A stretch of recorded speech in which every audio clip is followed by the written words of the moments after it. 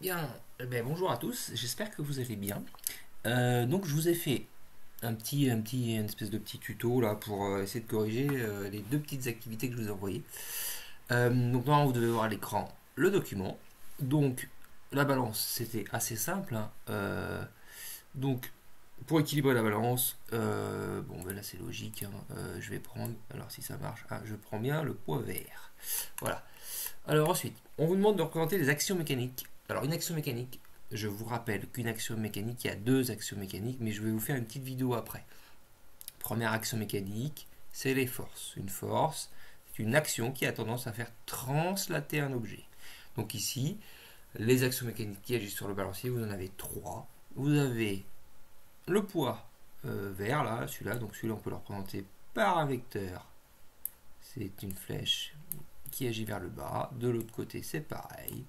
Et je vais avoir une troisième action au niveau de la réaction qui va être dans ce sens-là. Voilà.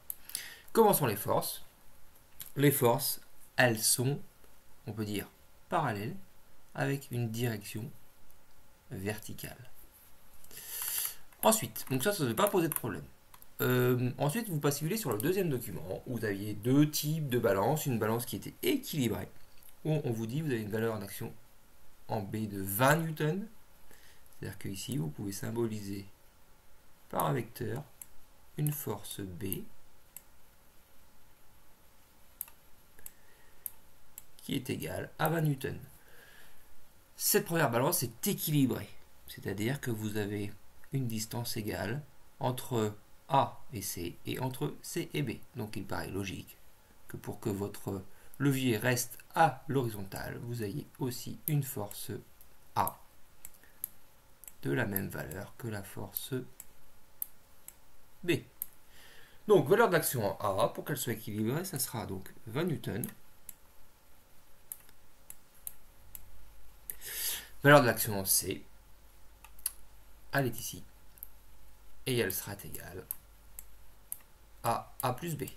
Donc 40 newtons. Pas de problème. La deuxième balance, un peu plus compliquée, celle-ci est déséquilibrée. Donc, vous allez avoir une action en A qui va être bien plus importante que celle-ci en B. La valeur en C étant toujours égale à 40 newtons. Donc vous allez avoir ici une valeur en A de 30 newtons et une valeur en B de en C. Donc il y a une petite erreur dans mon document, ici c'est B et vous aurez corrigé par vous-même, et ici c'est 10 newtons. Voilà pour cette première partie de correction.